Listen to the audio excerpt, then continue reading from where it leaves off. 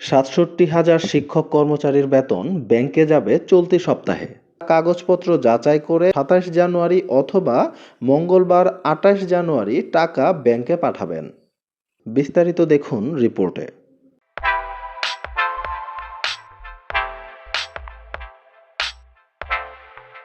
বেসরকারি স্কুল কলেজে কর্মরত ৬৭,০০০ শিক্ষক কর্মচারী ইলেকট্রনিক ফান্ড ট্রান্সফার বা ইএফটির মাধ্যমে দ্বিতীয় ধাপে বেতনের মেসেজ পেয়েছেন।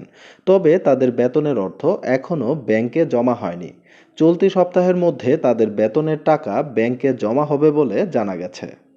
২৬ জানুয়ারি শিক্ষা মন্ত্রণালয় এবং মাধ্যমিক ও উচ্চশিক্ষা অধিদপ্তরের দায়িত্বশীল একাধিক কর্মকর্তা দ্য ডেইলি ক্যাম্পাসকে এ তথ্য জানিয়েছেন। এ বিষয়ে শিক্ষা মন্ত্রণালয়ের মাধ্যমিক ও উচ্চশিক্ষা বিভাগের যুগ্ম সচিব মুর্শেদা আক্তার দ্য ডেইলি ক্যাম্পাসকে বলেন, দ্বিতীয় ধাপের বেতন ভাতার অর্থ ছাড়ে সরকারি আদেশ জারি হয়েছে। আগামী মঙ্গলবারের মধ্যে শিক্ষক কর্মচারীদের বেতনের টাকা ব্যাংকে জমা হবে। এরপর তারা টাকা তুলতে পারবেন। শিক্ষা মন্ত্রণালয়ের একটি সূত্র জানিয়েছে, ৬৭,০০০ শিক্ষক কর্মচারীর বেতনের জিও জারি হয়েছে গত বৃহস্পতিবার অর্থাৎ ২৩ জানুয়ারি। শুক্র এবং শনিবার সাপ্তাহিক বন্ধ হওয়ার কারণে বিষয়টি নিয়ে আর কাজ করা সম্ভব হয়নি।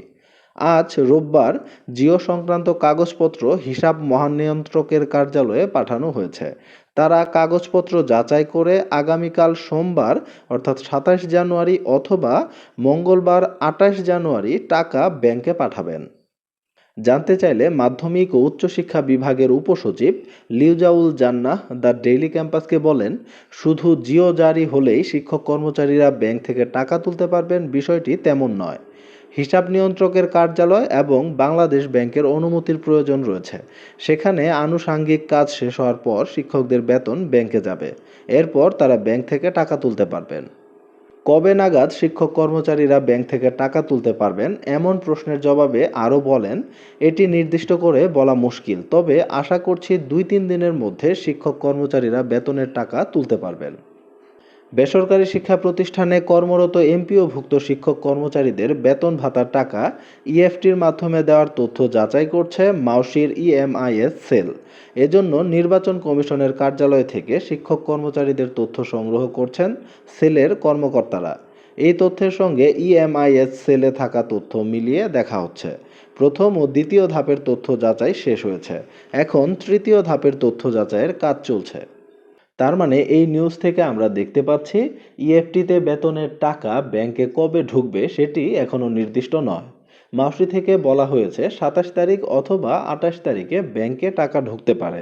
কিন্তু ২৭ তারিখ বা ২৮ তারিখে যে ব্যাংকে টাকা ঢুকবে সেটিরও নিশ্চয়তা নেই। এই সময় হয়তো আরও বাড়তেও পারে। বেসরকারি শিক্ষকদের বেতনের টাকা এখনো ব্যাংকে না ঢোকার বিষয়টিকে আপনারা কিভাবে দেখছেন? এই বিষয়টি নিয়ে আপনাদের যে কোনো মূল্যবান মতামত অবশ্যই কমেন্টে লিখুন। আর অবশ্যই ভিডিওটি বেশি বেশি শেয়ার করে ছড়িয়ে দিন। আমার চ্যানেলের ভিডিও যদি আপনি প্রথমবার দেখে থাকেন তাহলে চ্যানেলটি সাবস্ক্রাইব করে রেখে দিতে পারেন এরকম গুরুত্বপূর্ণ আপডেট নিউজ সবসময় পেতে চাইলে। দেখা হবে নতুন কোনো ভিডিওতে নতুন কোনো গুরুত্বপূর্ণ নিউজ নিয়ে।